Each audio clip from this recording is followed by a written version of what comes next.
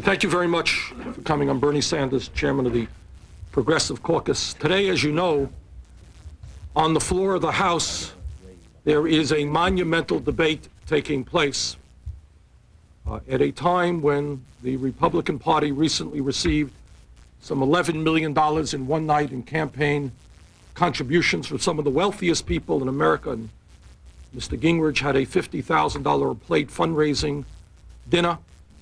This week, there are devastating cuts being proposed for some of the weakest, most helpless, most defensive people in this country, including children, the elderly, and the poor. The Progressive Caucus is here today to say that we believe in welfare reform, but welfare reform which does not only touch upon the poor, but also deals with the rich and the multinational corporations who are on welfare. We think this is an issue that has not gotten the attention that it deserves, and that's what we're here to talk about today. It gives me a great deal of pleasure to begin to introduce Cynthia McKinney of Georgia, who has been very active in this issue. Cynthia? Thanks, Bernie. We are gathered here today because we are on a mission, and our mission is to change corporate welfare as we know it. As I speak, the Gingrich Republicans continue with their witch hunt against the country's impoverished mothers and children. The GOP's social Darwinist agenda has set up the poor as the cause of society's problems. And now with their chainsaws oiled, they can't wait to cut down the poor. Rhetoric is one thing, governance is quite another. The Republicans are now proving that they cannot govern fairly. Historically, the poor have been scapegoated for society's inadequacies, hence diverting attention from the real culprits, making off with working people's standard of living, education, and retirement. Today, we stand here and ask why the Republicans are attacking poor women and children first. Indeed, the deficit looms over all of us, but pushing poor women and children onto the street without daycare, without job training, and without health care is not going to balance the budget. And it won't help them, and it won't help us. I find it curious that Republicans have no shame about cutting the successful school lunch program in order to pay for a capital gains tax cut for those making more than $100,000 a year. I don't know how they can look at themselves in the mirror, knowing that they're taking tuna fish out of the mouths of children in order to put caviar on the silver platters of junk bond traders. This extremist welfare reform bill conspicuously overlooks the issues of corporate welfare. Here we have the poor being forced to pay for the deficit when the executives of Martin Marietta are getting a $31 million incentive bonus from the Department of Defense. The Cato Institute, the Center on Budget and Policy Priorities, and the Progressive Policy Institute have agreed that there is at least $265 billion worth of corporate pork in the budget. Yet the Republicans are going after our weakest citizens first. The administration estimates that the government forfeits more than $400 billion a year because of tax breaks. While some of these tax breaks are desirable, others clearly benefit only the wealthy, meaning those who need it the least. Even Senator Packwood has indicated an interest in partially repealing the mortgage interest tax deduction, which allows people buying homes worth up to $1 million to deduct the interest they pay. Of course, the trickle-down gurus are going to scream and moan that if the wealthy actually pay their fair share in taxes, the economy will crumble. In fact, the GOP wants to restore us to the values of the 1950s, but they don't want the wealthy to pay their fair share as they once did. It's time to deal responsibly with the deficit. Corporate pork is still pork and drains our scarce public dollars. Ignoring corporate welfare while punishing the poor is nothing less than sinful. Now, I'll turn it back over to Bernie, who is going to discuss corporate welfare, our legislation, and some particular outrages. Thank you very much, Cynthia. The Progressive Caucus believes in welfare reform, but we believe that we should reform the welfare system not only for the poor, but for the rich and the large multinational corporations as well. At a time of huge deficits and proposed cutbacks in food stamps, WIC, school lunches, school breakfast, Medicaid, Medicare, programs that millions of Americans desperately need to stay alive, we regard it as outrageous that millionaires in profitable multinational corporations receive huge tax breaks and subsidies from Uncle Sam. According to a number of studies from right-wing groups like the Cato Institute to groups on the left like Public Citizen, these special interest tax loopholes and industry-specific subsidies add as much as $225 billion to the federal deficit each year. Mr. Gingrich, that causes a deficit as well. Let's hear a word about personal responsibility for the rich and the powerful. Let's get them off the government dole. We have a three-part action plan to meet this challenge. First, the Progressive Caucus is releasing a letter today to Speaker Gingrich seeking a commitment that after the Easter break, he schedule House floor action on corporate welfare. If he is seriously concerned about the federal deficit, then he must allow each member of Congress the opportunity to offer one or more floor amendments to close special interest tax loopholes and curb other forms of corporate welfare. Secondly, and simultaneously, we are putting the finishing touches on a comprehensive bill, the Corporate Responsibility Act of 1995, which we will introduce to cut the deficit by tens of billions of dollars by cutting corporate welfare. Thirdly, we are also preparing a bill, the Top-to-Bottom Corporate Welfare Cuts Act, to democratize tax writing policy. No more middle-of-the-night, 1,000-page tax bills full of loopholes for the rich and the powerful. Let's have members of Congress being able to get up on the floor of the House to offer amendments to close tax loopholes. Finally, let me conclude by highlighting one policy area, just one, rife with special tax giveaways and subsidies.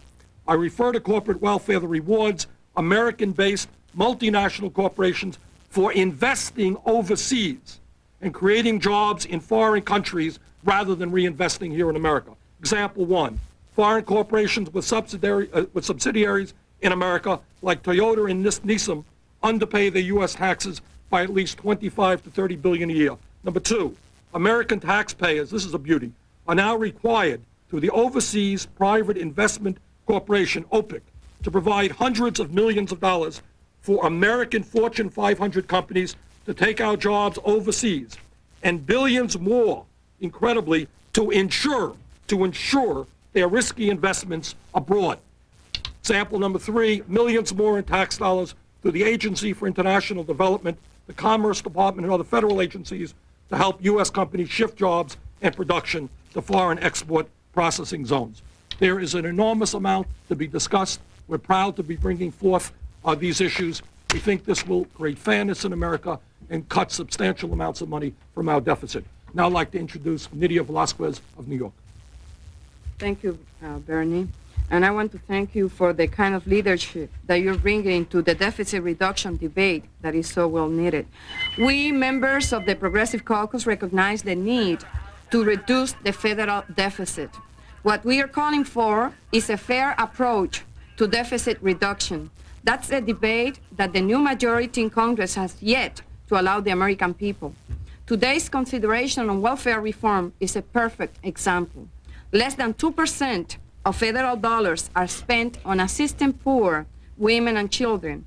Nevertheless, the Republicans' budget reduction agenda singles out these vulnerable women and children to bear the brunt of the cuts.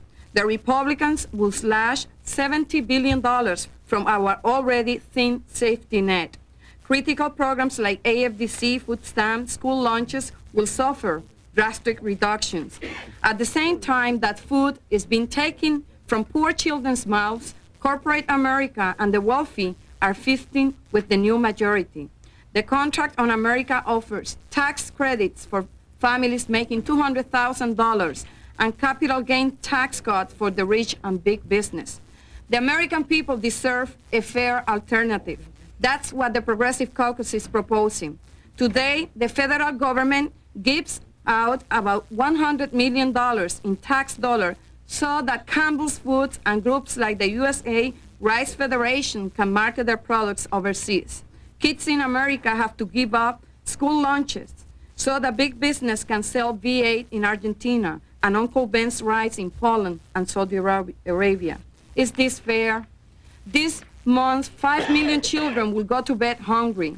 With the Republicans' so-called welfare reform proposal, more than 2 million families will lose their food stamps. At the same time, American taxpayers pay agribusiness over $1 billion not to plant crops. Another $4 billion supports corporations so that they can sell their farm products abroad. Is this fair? The Republican Party is telling us that we have got them all wrong. Their approach to deficit reduction doesn't target children and families. They want to be fair. Today, we offer them that opportunity. Schedule an open debate in Congress in May on special interest, tax loopholes, and corporate welfare programs. Let the American people see and decide for themselves that our tax and spending priorities are and should be. That's the only fair and balanced approach to deficit reduction. Thank you, Ms. Rose. Bart Stupak is a congressman from Michigan. Thanks, Bernie, and it's my pleasure to be here. You know, yesterday and today what we're going to be hearing on the floor is we must end welfare as we know it. I think we all agree. We have to end welfare as we know it. But that includes everyone. That includes everyone. You heard a lot about AFDC, aid for dependent children. No, it's aid for dependent corporations. And that's why we're here today. It's the aid for dependent corporation. If we're going to end welfare as we know it, let's end welfare as we know it for everyone, including the corporations. For instance, we don't have any money for a lunch program, they tell us. Therefore, we have to cut the nutrition program. But yet, we're giving McDonald's corporations millions of dollars to serve chicken McNuggets, not here in this country, but overseas. We don't have money for the lunch program, but yet we're going to give Campbell's Soup Company millions of dollars to serve soup, not here in this country, but overseas. I mean, if it's going to be fair, then we want aid for dependent corporations to take the cuts like aid to dependent children have to underneath this Republican welfare program. In fiscal year 1995, we've identified 153 sources. Then fiscal year 1995 total $167.2 billion in aid for dependent corporation. That breaks down to $1,388 for every taxpayer in this country. But what are we arguing on the floor? We're arguing about programs to help our own people, our own children. And if you take those programs for every taxpayer, that's $415 per taxpayer.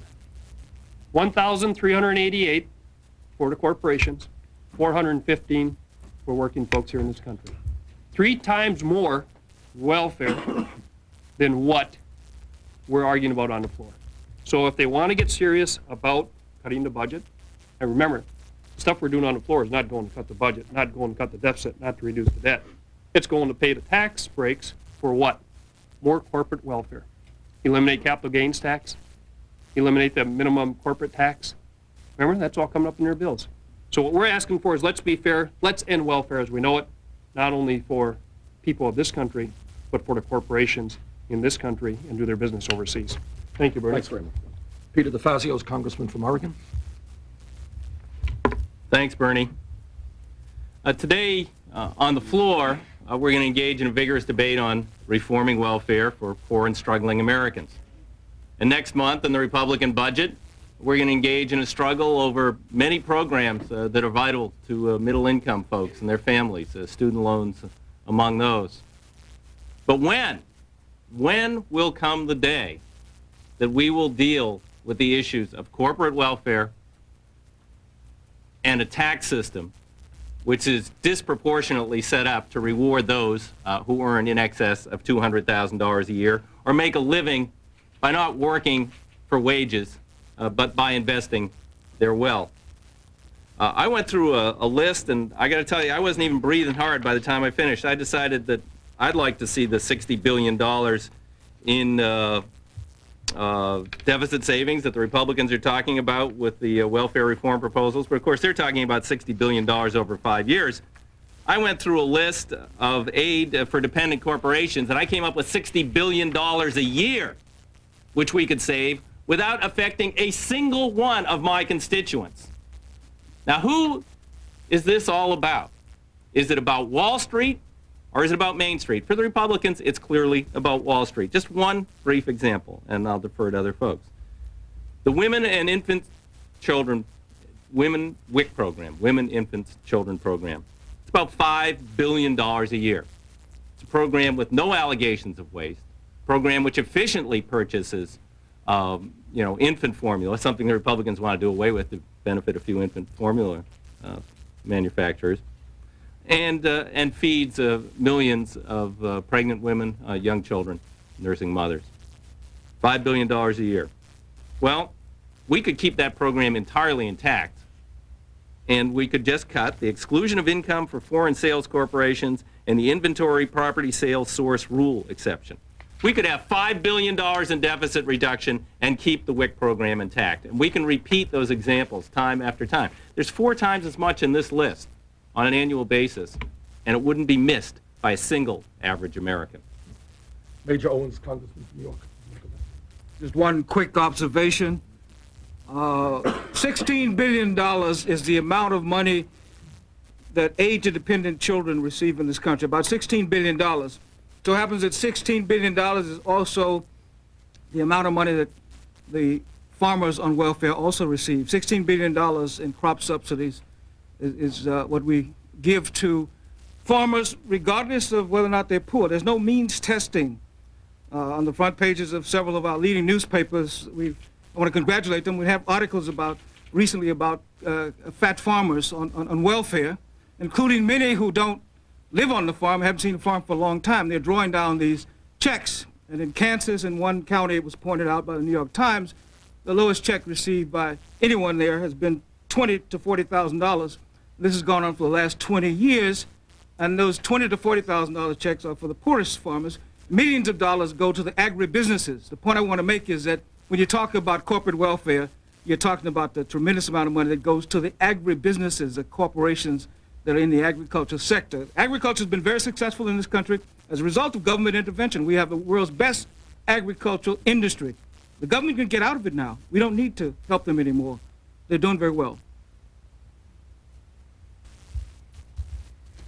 Well, Bernie stepped out for a minute. I'll just introduce myself. I'm Maurice Hinchey. I represent a district in New York. In any civilization, any civilized society worthy of the name, whenever trouble or tragedy strikes, it's women and children first. We take care of the women and children first. We protect the women and children first. We secure the safety of the women and children first. Except here in the Congress of the United States under this new majority. Here, the women and children sacrifice first. Here, the programs to benefit women and children are the first ones thrown out. Anything to do with safety and security of women and children, whether it's food stamps, whether it's school lunch or school breakfast, the Women, Infants, and Children program, all of those programs are sacrificed. The women and children sacrifice first here under this new majority in this Congress. Well, they've got things turned precisely on their head, obviously. We can satisfy the need to balance this budget by eliminating the corporate welfare that exists in this country. If we were to wipe out the corporate welfare this year, we would have a balanced budget, and in fact, we would be running a surplus right now if we had eliminated that more than $225 billion that goes for corporate welfare. Included among that corporate welfare is $5.6 billion to subsidize the advertising of the tobacco industry. So the taxpayers of this country pay for the signs of Joe Camel up on the billboards and elsewhere across the nation, $5.6 billion. And then, of course, we pay for that over and over again in the lung disease, the emphysema, the lung cancer that comes from the promotion of tobacco and children smoking through that advertising. We're subsidizing the tobacco companies through the advertising, then we're subsidizing it further through increased health care costs, through the life of those people who the advertising hooks on to the the products of those tobacco companies. There are any number of examples. Major talked about the fact that we send hundreds of millions of dollars a year to non-farmers living off farms for farm subsidies, going to fancy addresses in Beverly Hills and Manhattan and in New Mexico and other places across the country. Ladies and gentlemen, it's quite clear what we need to do to balance this budget and to get our priorities back in a sensible, reasonable, respectable order. And that is to deal with the problems of corporate welfare and the vast subsidies that go to the richest Americans at the expense of middle-income Americans. In stadiums across the country, including the one here in Baltimore, skyboxes are built so that major corporations can feast their clients and themselves at those skyboxes. Well, the average American family can't afford to go to a professional sporting activity. That's what's happening in America, and that's what needs to be desperately changed.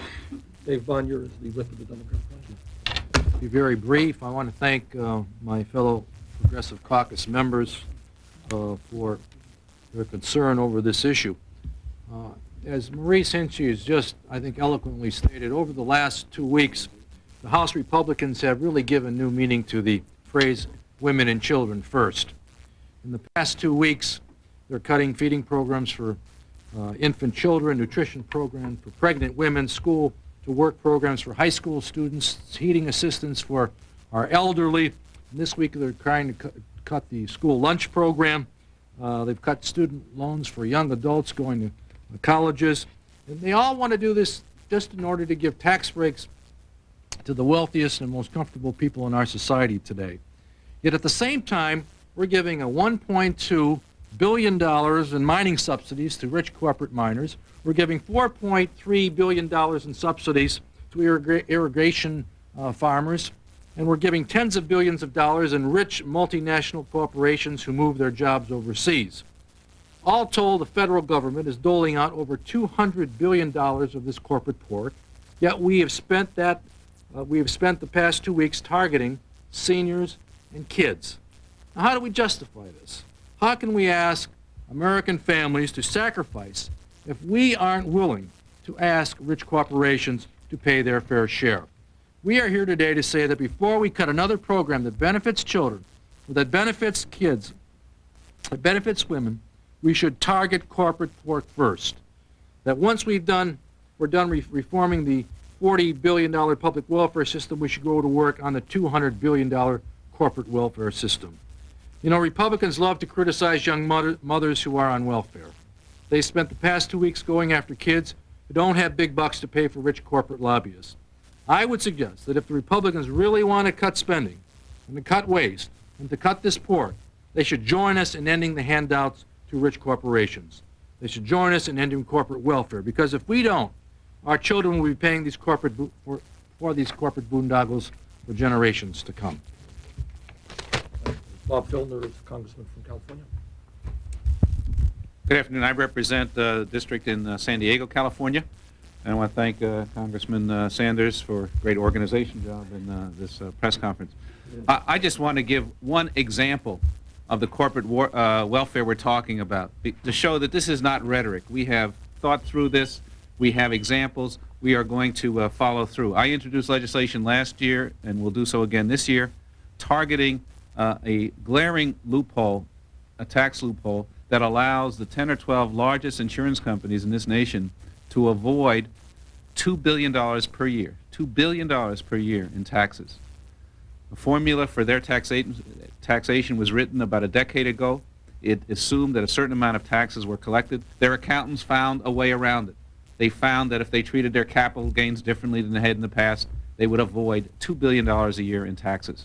In fact, their arrogance was so great, not only did they show that they avoided the taxes, they billed the government for rebates because the formula actually showed a negative tax that was due. So their arrogance knows no bounds. I have introduced legislation again this year that will fix up that loophole, that will restore that kind of revenue, $2 billion a year from just the 10 or 12 largest insurance companies in America. That's the level that we're talking about. And yet, the Republican majority has no qualms about taking a few $100 million from here for the school lunch programs, a few $100 million from there for WIC, whatever, when they have their ability to go after this large sums of money that would not, as predecessor, my other colleague said, would not affect people on the street one iota. Thank you very much. On that chart over there, you've got a declining line. Yep. But this was all during Democratic control of Ways and Means Committee. I mean, this was what the Democrats did, not what the That's Republicans why I'm did. not a Democrat, but that's another story. But the point is, yeah, you're right. There was a fellow named Mr. Rostakowski who was chairman of the House Ways and Means Committee for a little while. The point is that is the reality, that corporate America today is contributing a significantly smaller percentage of total taxation than they did many years ago. That's an issue that needs to be thrown out on the table right now. Gap between the rich and the poor in America is growing wider. Income between the rich and the poor is growing wider. Let's throw it out on the table. How can you talk about deficit concerns and balancing a budget and not address the declining revenue coming in from corporate America? Impossible. Yeah. Similarly, as a result of constituent pressure, Democrats as well as Republicans have introduced legislation that has produced this corporate pork you're talking about. And Democrats have profited from it. Let me suggest, for example, are you in favor, as the Progressive Policy Institute suggests, are you, no, you've cited the Yes, you Progressive mentioned it Policy as a reference, Institute. yes, that's right. But are you in favor, for example, of giving up highway demonstration projects, which is $2.6 Would I personally be in billion? favor? Yeah. Do you think the I think Democratic let me- leadership would be, would you, for example, like to kill the, what's now known as, what used to be known as the REA, for example, which Democrats have supported over the years? Again, I personally would, but I think the point that we're trying to make today is that these, and I would be honest with you, I think that if you took the 40 some odd members of the Progressive Caucus, you would have a difference of opinion on this or that issue. But I think on the other hand, you would have a great deal of commonality in saying that we can all agree that there are tens and tens of billions of dollars which no sensible person could or should defend, okay? But I think mainly what we want to do now is implore Mr. Gingrich to have the decency to allow that debate to take place on the floor of the House so the American people can be involved in that discussion as well. Other questions? Well, will the leaders of the Democratic Party let you have this debate? Well, you just saw one of them here 5 minutes ago. Yes, I think Mr. Bonnier is certainly supportive of that. I hesitate to speak to you. What do you think? You want to speak for Mr. Gephardt? No, I can't speak for Mr. Gephardt, but I present you the new spokesman. I think that this is something that the Democratic leadership is in fact sympathetic to. Yeah. Have you talked squarely in this news conference about the Republican attempts to repeal the alternative minimum corporate tax and how that fits into this debate? What do you mean? Would you just address that squarely? Sure. I mean, Peter, yeah, I'm happy to, but if Peter wants to say a word on it, here you have it. Let me just say a word on this. It's a softball, he's got to hit it. As some of you will remember, during the 1980s, when Reaganomics was gathering steam, huge profitable corporations like General Electric and AT&T were making huge profits. But utilizing their skilled lawyers and the loopholes available to them, these multi-billion-dollar multinational corporations did not pay 1 cent in corporate taxes. The average working stiff paid more money in the early 1980s in taxes than did the General Electric Corporation.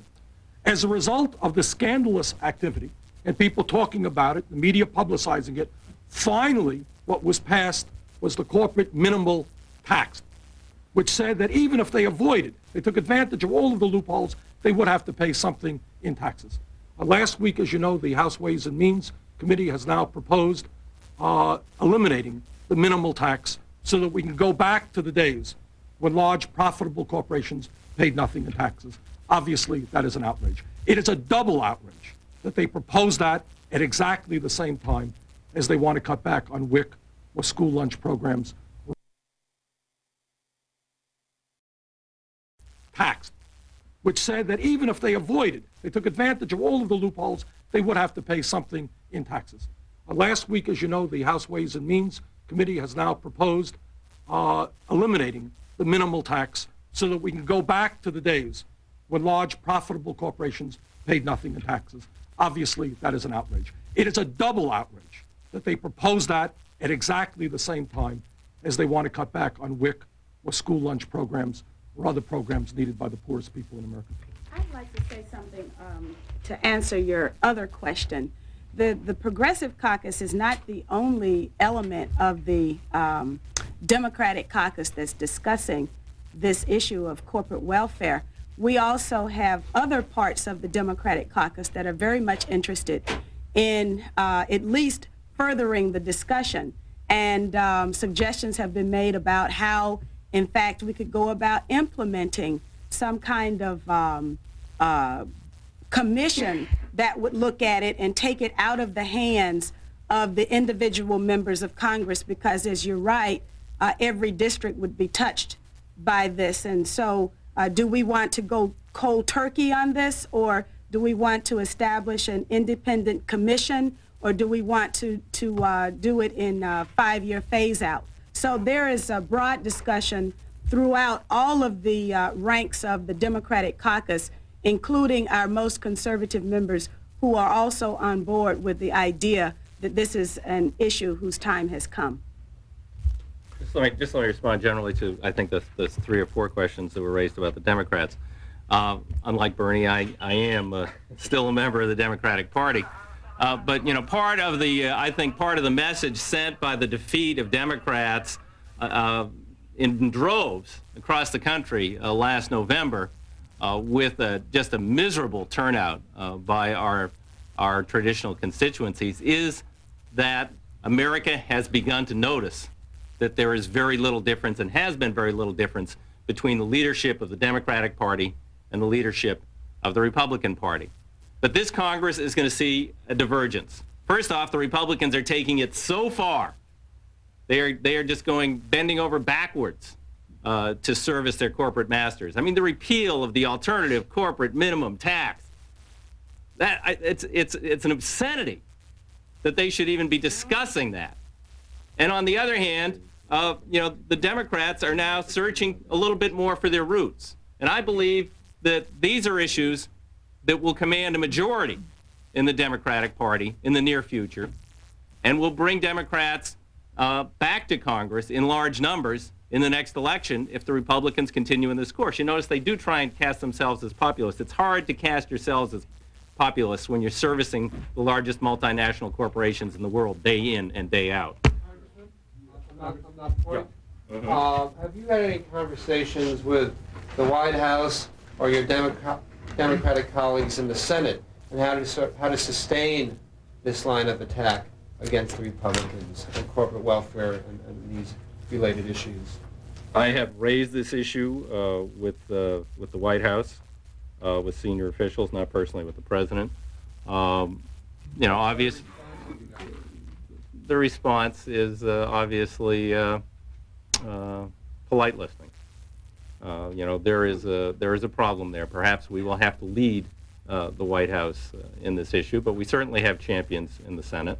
Tom Harkin, I think, certainly has a strong record in these areas. I believe that Senate Minority Leader Daschle would be interested in this thrust. So their tradition with the populist caucus that they have. So we may just have to lead the White House, and I think if we sent a bill down to the president that eliminated some billions of dollars in corporate welfare, that he'd be happy to sign it. Sir, you being a Democrat, though, you are the right person to ask. Why is it that the Democrats didn't bring this up in the past Congresses? Because we were abused by our own leadership, to tell the truth, and they're not here anymore. Danny Rostenkowski's under indictment. He was servicing the corporate interests very nicely, thank you very much. And Speaker Foley, who also was sent home or sent downtown to a very lucrative job. But those people were holding down Democrats like myself who wanted to change course and wanted to offer progressive alternatives. And those chains have been loosened. That could be one of the few truly good things to come out of this last election.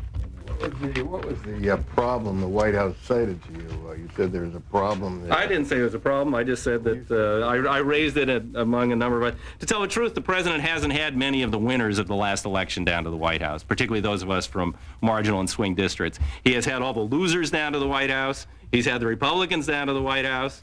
He's had a few selected special interest groups down to the White House.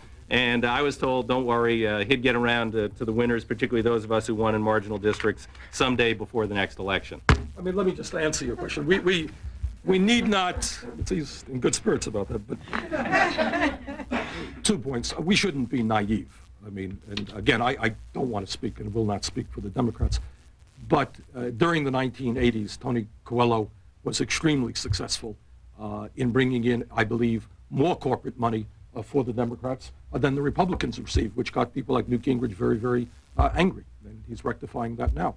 But it is no great secret that to a large degree during the 1980s and up until today, corporate America has funded large numbers of Democratic candidates. And when people invest in parties, they seek returns on their investment. I think just to answer a question that came up a little bit, I think that we are gaining momentum on this whole debate when you read in the front page of USA Today that radicals and progressives like Orrin Hatch, seriously, are now talking about tax loopholes may close in on super rich. So if Orrin Hatch is getting the message, clearly we're doing something right. Yeah. You have an article in here about